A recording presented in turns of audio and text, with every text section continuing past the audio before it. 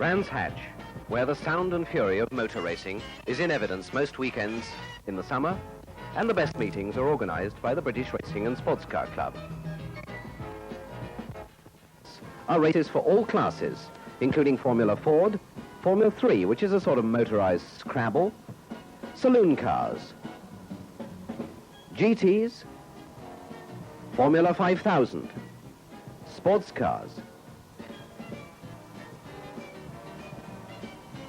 Formula 1, and the new Formula 100, especially for Les Leston's benefit.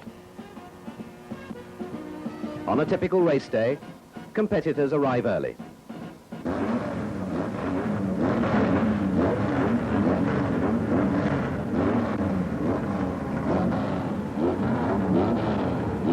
Then it's a question of finding your correct pad, unloading the bits and pieces, and starting the annual rebuild.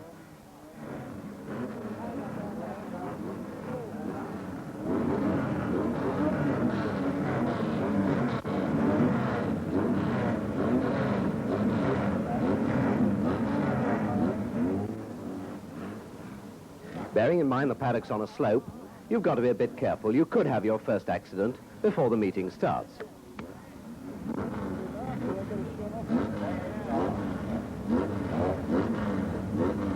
And it's on to scrutineering, where Fred Harrison is in command. And it's like trying to get a camel through the eye of a needle to fiddle something past him. Yeah, I haven't got a spanner just now, but I know if you can do this before you go out and practice, and then we'll check it again, all right? Yeah, okay, I'll do that. Otherwise, this is okay. Right. And on to the numbers game. Frankie Lee in command. So far, so good. And you're now in with Bert Lamkin. It's a sort of demented traffic cop's job that he has to do, and also be a father confessor. This is your grid position, old lad, in case you've forgotten it. Where you start from and where you finish entirely up to you. Okay? Jolly good. So now you know what you're meant to do, and it's off to the track.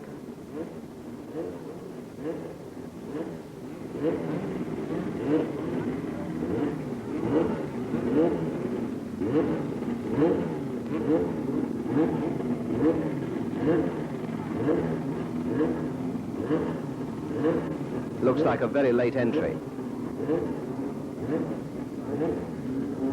And once out the other end of the tunnel, you're in command of another set of marshals.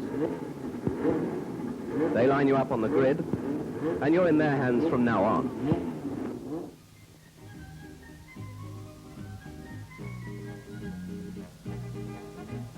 This was the Guards' International Formula 3 meeting, and it brought out the top boys in this keenly contested formula, including David Cole, Barry Maskell, Bev Bond, Tony Trimmer, Jean-Pierre Joussard, and many others.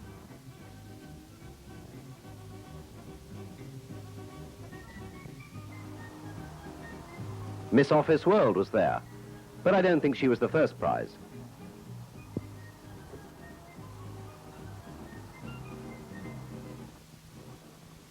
With the first heat win for Jerry Birrell and heat 2 to Tony Trimmer, the final promised to be a battle between these two. And when the show started, it was a traffic jam at the first corner.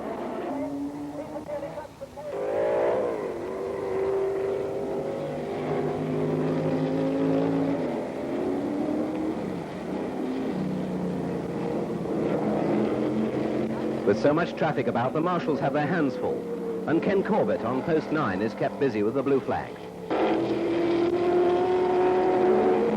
Tony Trimmer dominates the first part of the race, followed by Birrell, then Hunt, Maskell, Williams, Morgan, and all the rest, with Jörg Dubler working his way through the field.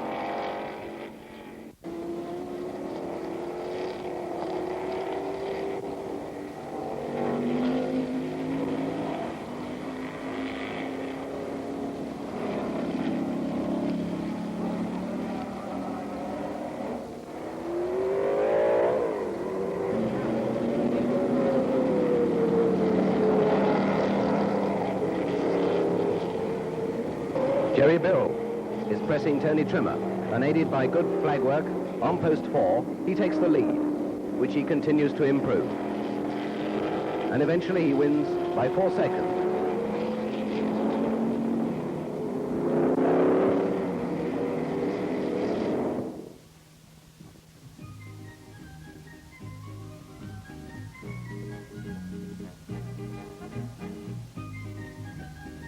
The victor takes the spoils, and for the less fortunate, it's a case of wrap it up and take it home and hope for better luck next time. One small problem: how do they get the mechanic out of there? Perhaps they unwrap him at the next meeting. Sponsored by the Daily Mail, the Race of the Champions in March opened the European Formula One season. And our cameras now slip back in time to cover this event. A new crop of cars, notably the March 701, with Jackie Stewart in the Ken Tyrrell car, and Chris Amon in the STP Works entry. Jack Brabham was driving the Motor Racing Stable's new Brabham BT33, and Jackie Oliver is with BRM, the P153 now in Yardley colours. Jochen Rindt had last year's Lotus 49C as the new 72 was not ready. And Graham Hill was in a similar car, driving for the Rob Walker team. Jean-Pierre Beltois had the 12-cylinder Matra MS-120. That is, until the last practice session, when he lost it at Clearways. A last-minute fast practice lap put Jackie Stewart in pole position. And making up the front row is Jack Brabham and Jackie Oliver. The flag is raised, and they're away. And the young BRM driver makes a superb start from the outside and leads the field into Paddock Bend. The order is Oliver, followed by Stewart, Brabham, and Graham Hill, making his first appearance at the wheel in England since his crash in America last year. Then Amon, McLaren, and Hulme. Oliver in the BRM was setting a cracking pace and seemed to have the race in hand.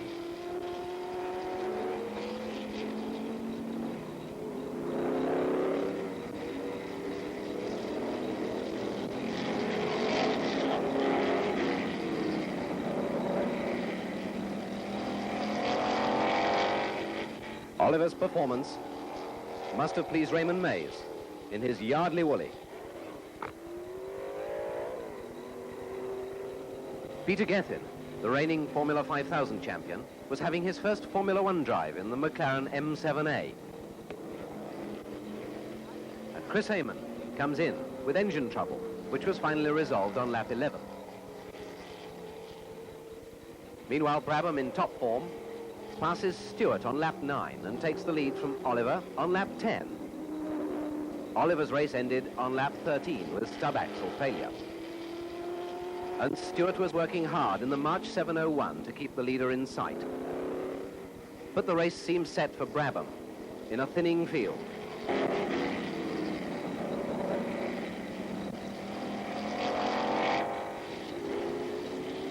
But with 2 laps to go, the ignition goes sick on the Brabham, and Jackie Stewart leads the race.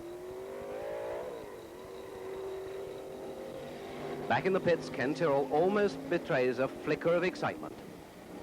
The transistor box on the BT33 is changed in record time, and Jack Brabham gets back in the race, going like the wind. But time runs out, and a surprised and delighted Jackie Stewart records the first win for a new Formula One car. Brabham was back in cracking form for the season with a new and very promising car, and was robbed of the race by cruel luck, almost at the post. This was to set the pattern of events to come for Jack in a season which was to prove all too tragic for Formula One racing. April the 12th, and the monsoon season starts for the BOAC 1000. The drivers put on a brave face. The fuel arrives, and the pits stock up.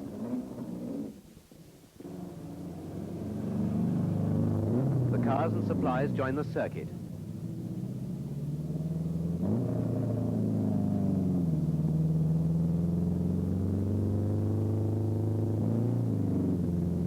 Some of the drivers were quite surprised. It seemed a bit darker when you got outside the tunnel.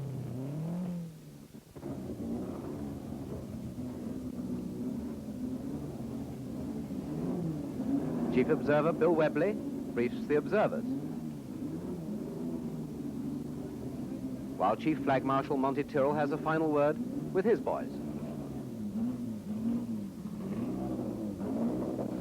Chief Marshal Eddie Goodman doesn't seem to get wet. He must have found a dry job. The cars form up on the grid for the noon start, with 2 Ferraris and 1 Porsche in the front row for the 3rd round of the 1970 World Sports Car Championship.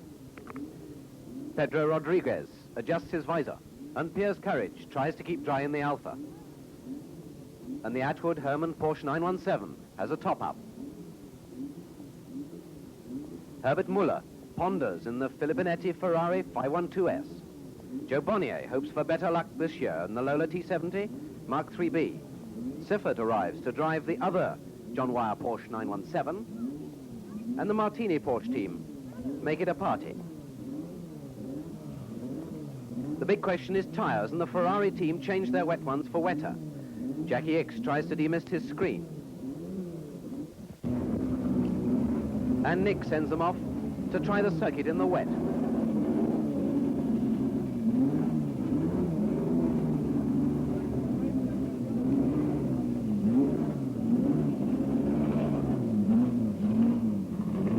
The cars reform on the grid as noon approaches.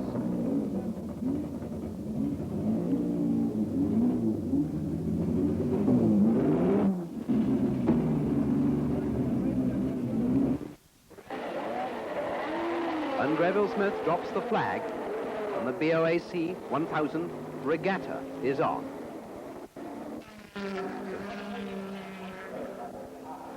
Vic Elford in the white Porsche 917 takes the lead from the outside at paddock, followed by Ickx, Siffert, Eamon, Courage, Rodriguez, and the rest. Nobody's quite sure whether the lights are on to see or just as a reminder.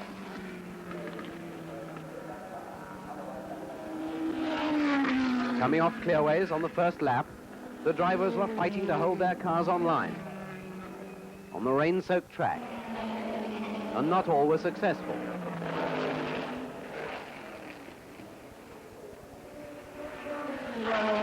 Barry Smith in the Sid Taylor Lola crashes, and the car disintegrates in front of the press box. The driver is unhurt, and the marshals make a quick rescue. This is the moment when good marshalling really tells. It prevents an accident becoming a tragedy. The race is slowed while the debris is cleared. And Nick, the governor, waves the yellow flag.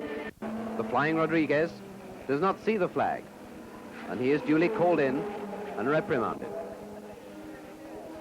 Lap 2, and Ickx in the Ferrari passes Elford and leads the race.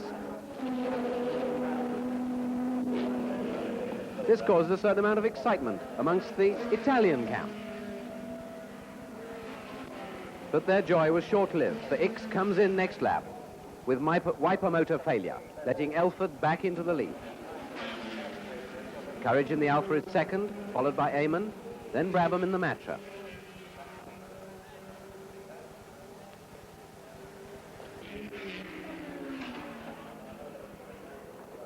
At Clearways, Courage starts a high-speed reversal down the straight, which ends in the Armco barrier near the start line.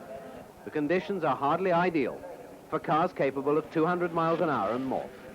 Eamon, now second, chases Elford, followed by Rodriguez, Brabham, and the rest, streaming up to Druitt. But once again, trouble stalks the red cars, and Eamon is delayed with waterlogged electrics and a flat tire. Elford is back in the lead, but now is harried by Rodriguez in the John Wyer Porsche.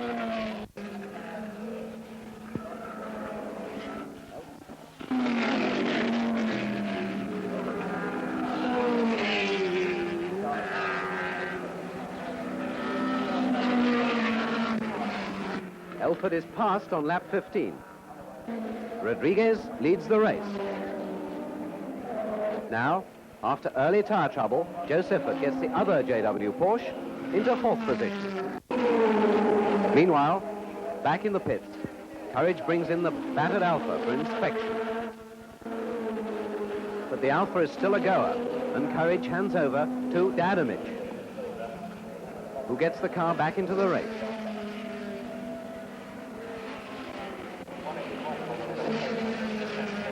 Eamon works through the field to get the Ferrari back among the leaders.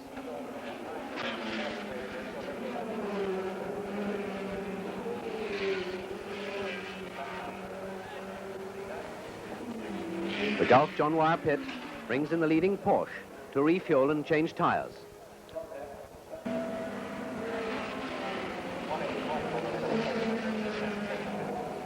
This Porsche pit shows particularly good pit work. Kinnunen wants to go, but Pedro gets back in. And he's away, still in the lead. And still it rains. "Where's my teammate?" says Jack. There he is, Cobber, having a burn up at South Bank. And indeed he was, but no harm was done to the driver. Surprisingly enough, they managed to put a new flint in and went on to continue the race. The Ferrari pit brings in the X Oliver car to refuel and change tyres.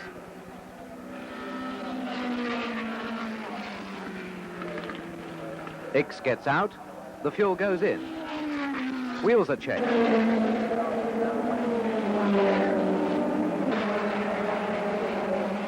But it's not as quick as the JW Porsches were. Oliver refueled. X gets back in, and he's back in the race. Just trimming a marshal.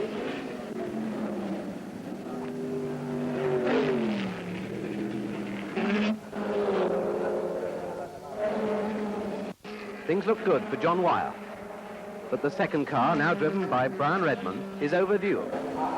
And sure enough, Redman appears on foot, having abandoned, and the marshals, doing a fine job in appalling conditions, are now faced with failing light.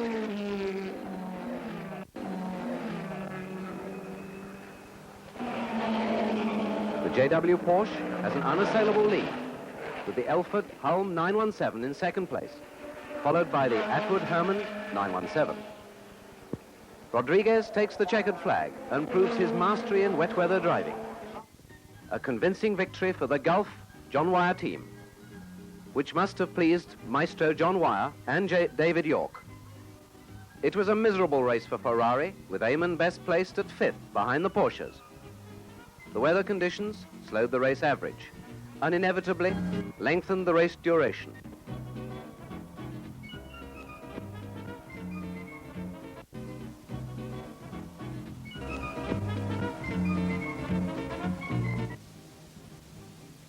Whitsunday, May the 24th, and a beautiful day for the Ford Sport meeting. In fact, there were a lot of beautiful things about that day. But let's concentrate on the main event. This was a 15-lap race for the BEA Trident Trophy. Graham Hill was one of the 3 world champions, down to drive 3000 GT Ford Capris, all bog standard, all drawn by lot. Grid positions too were drawn from a Castrol oil drum, so there was a lucky dip in that as well. The front row had Susan Tucker-Peak, Piers Courage and Graham Hill. Jackie Stewart was in the 3rd row with John Surtees, and Frank Gardner way back with John Miles and Vic Elford. When the flag falls, Graham Hill very politely hangs back a little to give the others a chance.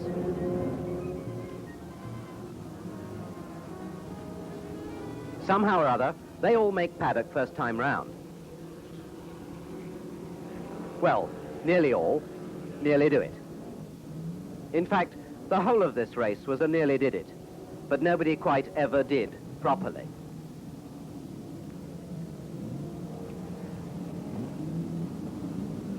One of the strange things about this race was how very quiet it was. You could almost hear the language.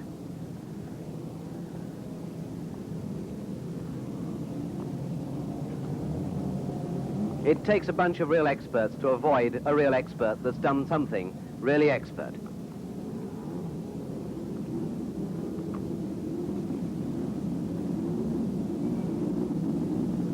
Craft led Courage for quite a large portion of the race. But then he lost it at Druids and led Courage into the lead, with Vic Elford trying to get into the boot.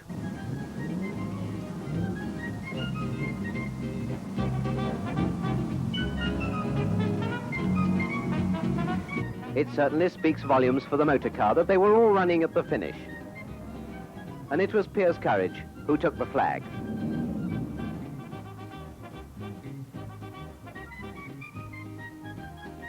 The general opinion was there should be more of that sort of racing. Piers Courage takes the magnificent Trident Trophy. And Stewart is explaining in detail exactly what he did all the way around. And so the victors are taken airborne away.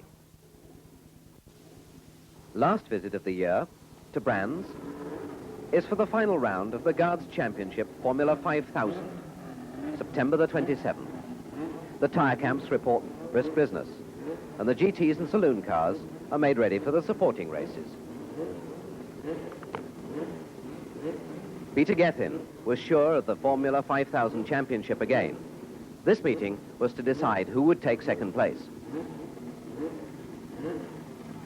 Ulf Norinder retired from racing and appears to have taken up modelling. The battle for second place in the championship is fought between Howden Ganley and Frank Gardner.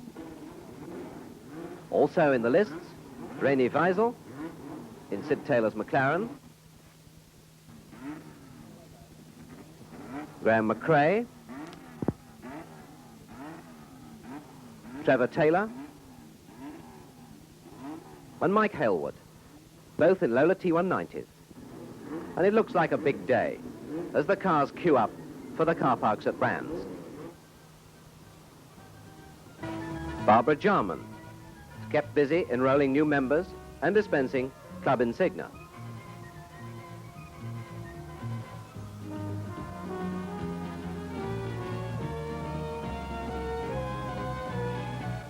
And the marshals take up their positions. Jim Garrett on post 3 briefs his team. The race is run in 2 parts, and Ulf Norinder flags them off to a flying start. Frank Gardner takes the lead, then Walker, Weisel, Taylor, McRae, Howden Ganley, and Mike Hailwood.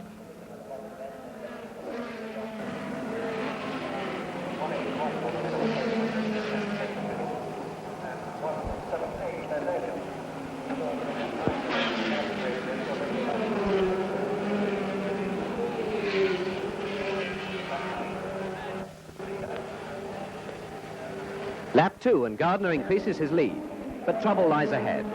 And Walker passes the slowing Lola, which crawls into the pits with transmission trouble.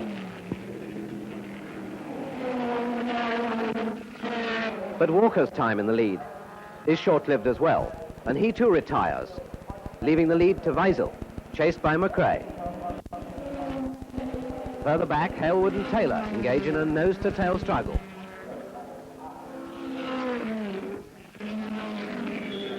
The pattern seems set for another win for Weisel, with McRae second. Then Howden Ganley, Mike Hailwood, and Trevor Taylor, struggling on without a clutch, but remarkably, his lap time is not much reduced. But the results changed in the last few laps. The white McLaren retired with a broken drive shaft, and Graham McRae went on to win. Dennis Southwood, in charge of rescue operations for the BRSCC, has a quiet day. And although we like to see him like this with nothing to do, when the need arises, the boy's on the spot in no time. Here, Brian Martin has a throttle jam open at Paddock in the race for GT cars and charges the bank. The ambulances are not needed, for the driver escapes without a scratch. But that's more than can be said for his beautiful Martin Spider.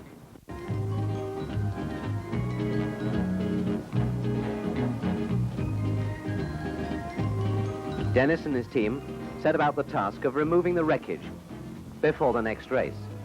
Although the car may seem to be irreparably damaged, careful rescue at this stage can save many of the components so that Martin can embark on a reasonable rebuild this winter. The only embarrassment for Martin is he was using someone else's engine.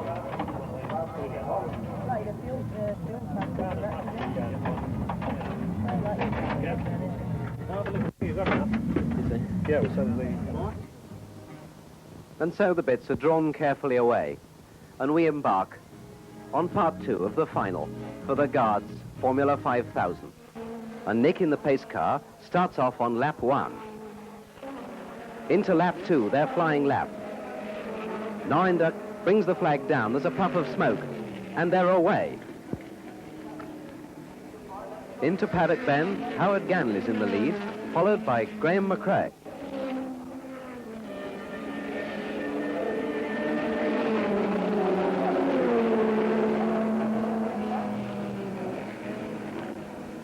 Up in race control, Bun Crow and his team record every incident almost before it happens.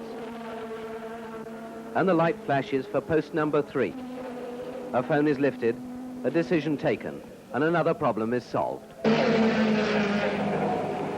Meanwhile, back on the circuit, McRae prepares to take Ganley for the lead, and Weisel once again retires. An airborne, Ulf Norinder, flags McRae the winner. And so, as McRae wins and Ulf Norinder retires from the racing scene, we too retire for another year and say farewell to Brands and to the RSCC film.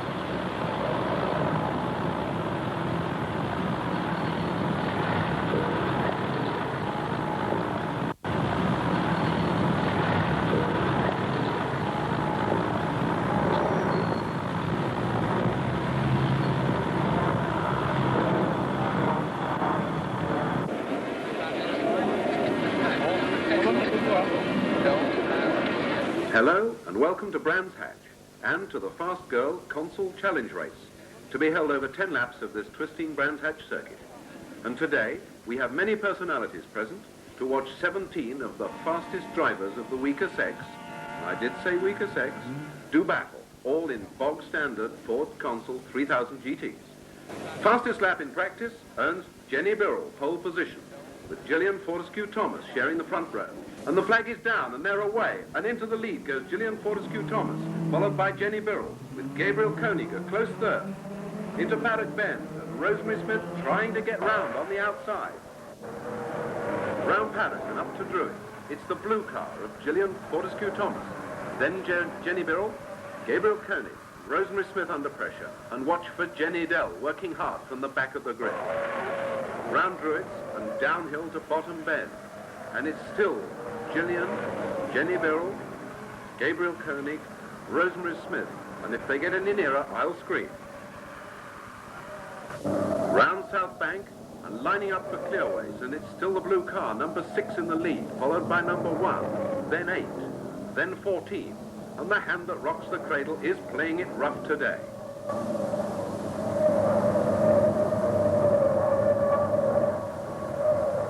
And as they come down the straight to complete the first of 10 laps, it's Gillian Fortescue Thomas in the lead, then Jenny Birrell, Gabriel Koenig, followed by Rosemary Smith, then Mickey Vanderbilt, and in 6th place, it's Susan Tucker Peake, then Maggie Blankston.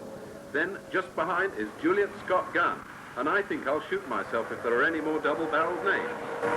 But Maggie Blankston gets in the way, and it's a case of you take the high road, and I'll take the low road.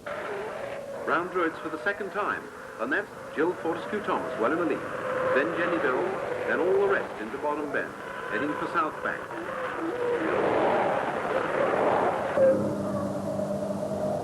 And these cars are being driven hard enough to put them right out of guarantee.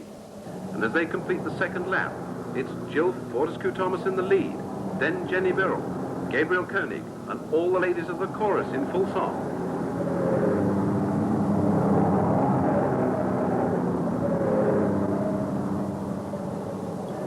These cars are perfectly standard models taken from dealers' showrooms and are carefully run in, or they will be by the end of the race.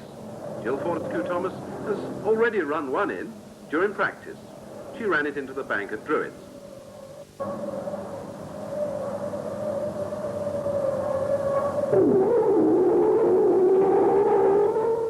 No, dear, they went that way. It's Mickey Vandervelde coming up alongside Rosemary Smith to challenge for third place. She does it, and she shut the door on Rosemary, and she looks such a nice girl, too. Round Paddock Bend, it's Susan Tucker-Peak leading Maggie Blanston, and Yvette Fontaine putting the pressure on after a slow start. Then Gabriel Koenig still in third place. She's falling back a little. And Jenny Dell, now back on the island, takes up the chase. There must be other ways of getting a mink coat. And Yvette Fontaine, the lass from Belgium, heads a gaggle as she sets off after the leaders, and she's now in fifth place, from ninth on the first lap. And over at Druids is Jill Robinson. She's just ahead of Jenny Dell. And Jenny's trying to pass her on the inside, but Jill's held her off. She's staying ahead. Keep your trotter down, dear. It's not your car. Coming out of South Bank, Yvette has Maggie Blankston on her tail. And as they enter Clearways, into Paddock Bend, goes the leader, Jill Fortescue-Thomas, with Jenny Birrell now really having a go. And that's no name to call a lady. And there's Susan Tucker-Peak, heading Yvette Fontaine and Maggie Blankston as they scream around Bottom Bend. And Jill Fortescue-Thomas shows them all how to do it. And the smell of burning rubber blends well with Chanel number 5. And at South Bank, Yvette Fontaine now leads Susan Tucker-Peak, and Maggie Blankston making up the threesome. And these three are having a race of their own, with Yvette Fontaine hanging out her tail a little more than the others. Maggie Blankston, she's waiting an opportunity to pass. And still, Jill Fortescue-Thomas leads the race, with Jenny Birrell a close second. It's Gabriel Koenig in third place, then Mickey Vandervelde, Rosemary Smith and Yvette Fontaine. And that's Mickey Vandervelde at Bottom Bend with Rosemary Smith, and both are chasing Gabriel Koenig. Susan Tucker-Peak, Maggie Blankston, Jenny Dell. Some new boys are finding out how it's done. 1 lap to go. It's still Jill Fortescue-Thomas. And this could be a win for Ford. And there's Gabriel Koenig trying very hard. Oh, and she's lost it. Never mind, dear. With such charm, who needs mink? And over the line, to receive the checkered flag, goes Jill Fortescue-Thomas to a popular and well-deserved win.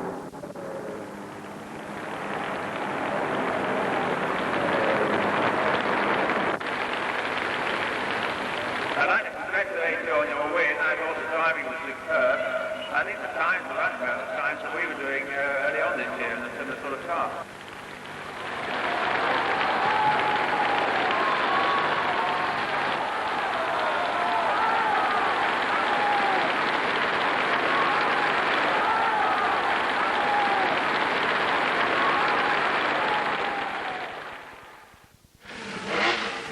Sunday, April the 4th, and 0 hour approaches for what promises to be another wet BOAC 1000 at Brands Hatch.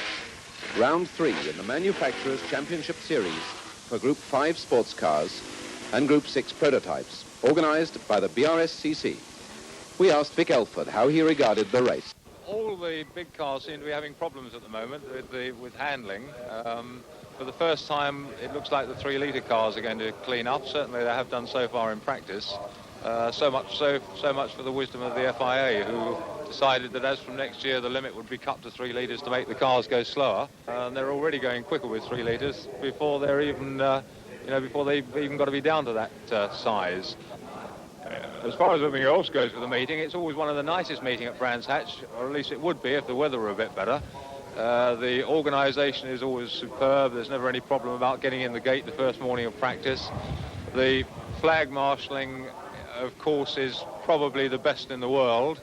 The general atmosphere of the meeting just couldn't be better.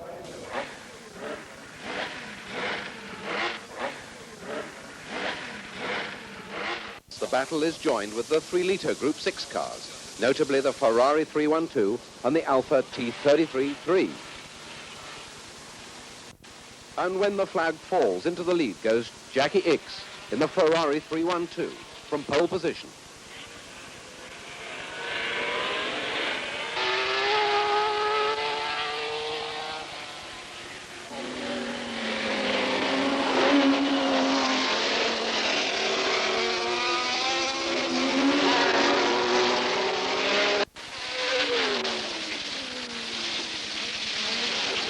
And then Elford in the Martini Porsche, unhappy on the wet track with intermediate tyres and having a big moment at South Bank.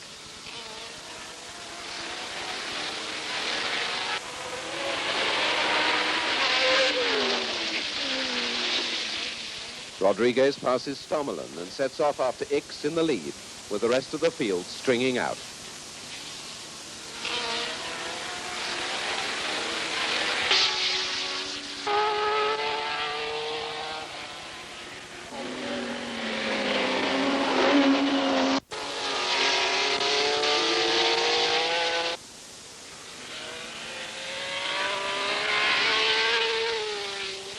The rain persists, and Rodriguez, at his best in these conditions, delights the large crowd with a superb display.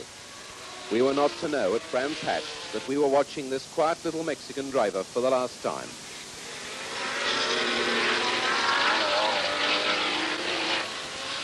With many cars not equipped with rain tyres, drivers were having difficulty with some of the tight bends at Brands Hatch.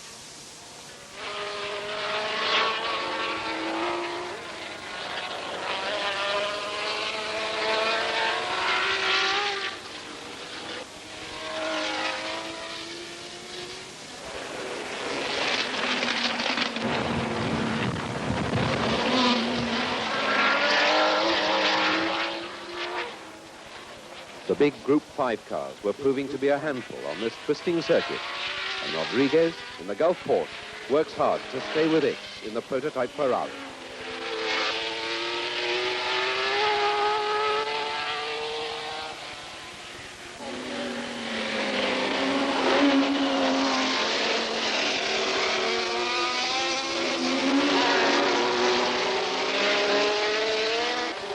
Porsche into the lead, followed by the 2 Alfas.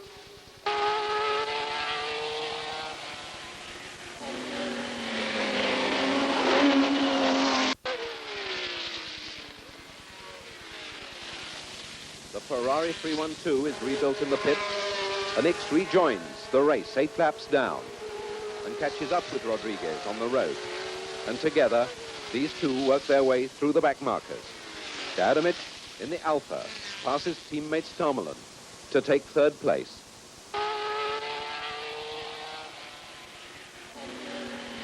The lights come on to penetrate the rain, and the first pit stop is only moments away. Rodriguez brings in the leading Gulf Porsche 917 to refuel, and the Gulf king-size refueler goes into action. The fuel goes in record time, and Rodriguez takes off, but the pipe remains attached, and pit manager David York has a tense moment.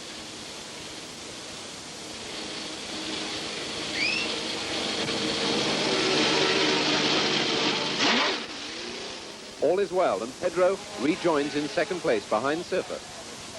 Now, Pescarolo comes in to refuel the Alfa.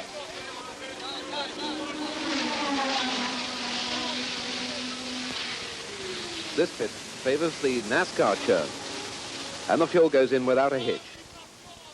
While co-driver Dadamich has a final word with Pescarolo. Now it's Ferrari's turn, and Ickx brings in the 312. Regazzoni takes over. The fuel goes in.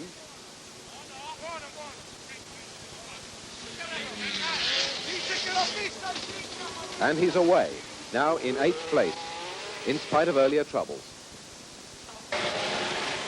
This race is very demanding to the pit crew, who are glad of a few moments' respite between stops.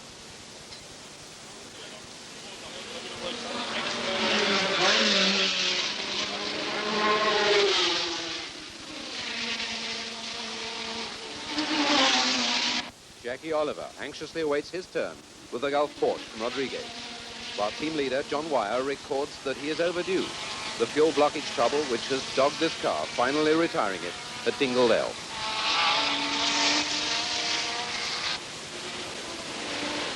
The Muller Ferrari 512 and the Team Uzdau Porsche 908 refueled.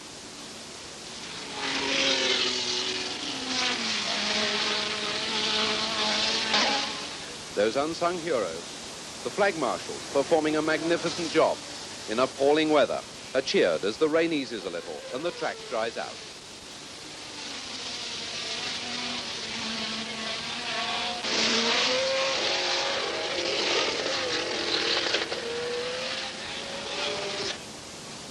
The Martini Porsche 917, driven by Marco and Van Lellen, is delayed at the pits with brake trouble.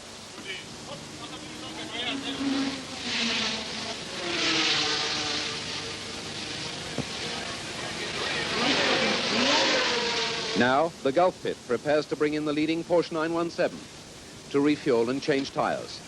The team goes into action with their usual efficiency.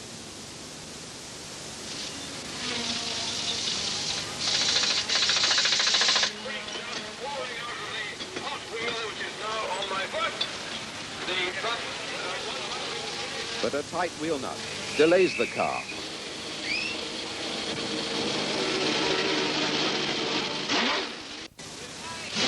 How's this from a squirt off the pit?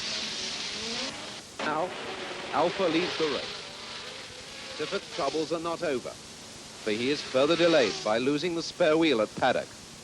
And Alphas then make it 1-2, with the Ferrari 312 now up in third place.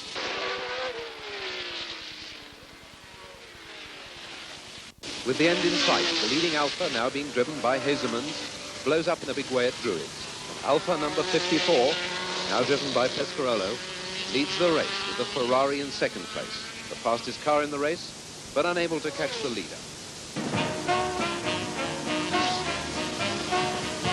And Clem Greville-Smith flags the winning Alpha to score a historic victory for the team from Milan.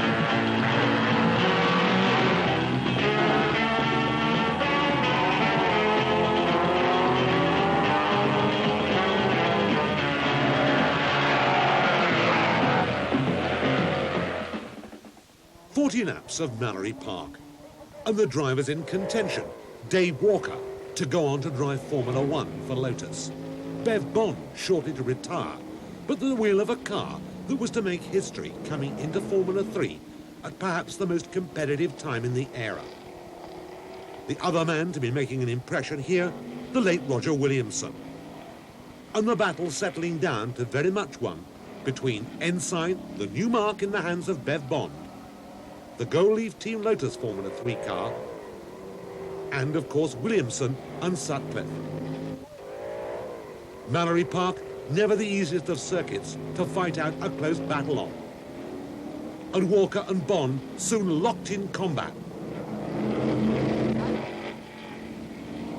The twists and turns of the Leicestershire circuit, certainly something that was a challenge to drivers of the day.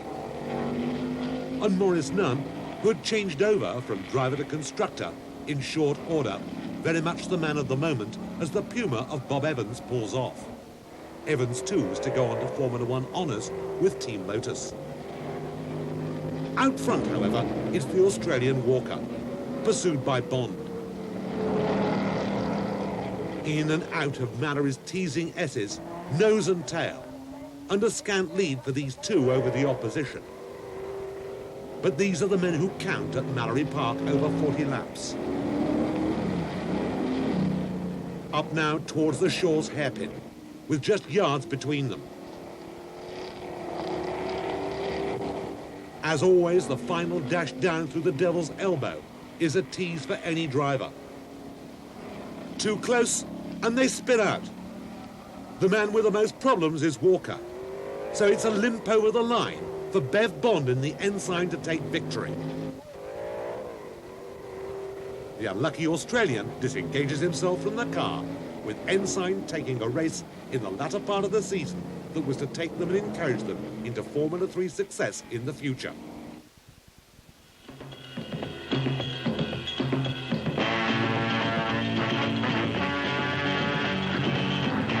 Part of the course, John Ellison. Good Friday 1971 at Oulton Park, the Rothmans Formula 1 International Trophy. Noticing here with the 72 entering its second full season and the Pratt & Whitney engine turbine car. John Surtees with the TS9 Surtees and the unloved M14A McLaren. That's Rainer Wiesel, and that's Pedro Rodriguez talking to Ellison before the start. He and Howden Galley are to drive BRM. Peter Gethin at the wheel of the McLaren, the sole representative there at Oulton on this day. A young Jackie Stewart to drive the Derek Gardner-designed Tyrrell that had made its debut at Oulton the previous year. Checking the tyres prior to the start, and this is the Surtees. Big John still making his way as a constructor.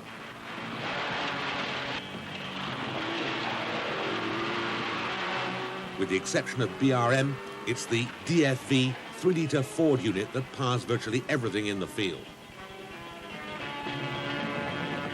Out goes Surtees onto a warming-up lap. Ken Tyrrell watches the fuel pumped into the car by a new mechanic, Jackie Stewart. In those days, drivers still did things for themselves, and checking the tyre temperatures. Derek Gardner on the right of your picture, the designer of the Tyrrell.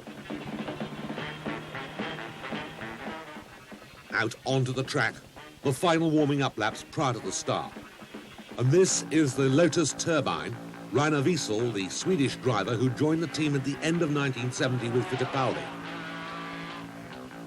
Pedro Rodriguez, perhaps one of the most underrated drivers of all time. Peter Gethin at the wheel of the 14A McLaren. Marshals prior to the start, note the hairstyles. And a comparatively small field. Up from the dummy grid, onto the start line, and of course this prior to light starts, the flag drops, away they go. A tremendous start by Surtees, who comes up and snatches second place, slotting in behind Rodriguez as they go into Old Hall. Rodriguez in the lead, Surtees in second place, the McLaren in third place, and Jackie Stewart in fourth. Out onto the long circuit, and then diving down through Knickerbrook, sliding a little bit, still Rodriguez in the BRM, with quite a lead now on the new second place man, Peter Gethin. The Surtees has fallen back behind Stewart. And the BRM going beautifully as Colin Chapman watches from the pits. All the road used by Rodriguez, and a firm tussle going on for second and third places between Gethin and Stewart. Surtees dropping back with a problem. And still the BRM dominating the situation. Jackie Stewart with the Tyrrell. Watching from the pits, Derek Gardner and Ken Tyrrell, an eye on the watches. No car-to-car radio as Surtees comes in to retire, having blown the engine. A little lappery for the leading BRM and the gap closing between the two, but not significantly, 7 seconds. Spectators in the pits, watching the action out on the circuit. Closing all the time is Jackie Stewart, but the car not as happy on left-hand corners as it is on right-hand corners. Again, on their way towards Druids Corner. And still the BRM very much in charge. Rodriguez to go on to win a Grand Prix before losing his life later in the year. Sliding again through Knickerbrook, a very quick corner in those days. The checkered flag, and Rodriguez and BRM win. Congratulations to the winning driver. And look out for team manager Tim Parnell about to appear on the left of the picture as the laurels go round the neck of the Mexican. There's Parnell congratulating his driver. Rodriguez's only Formula One win on British soil.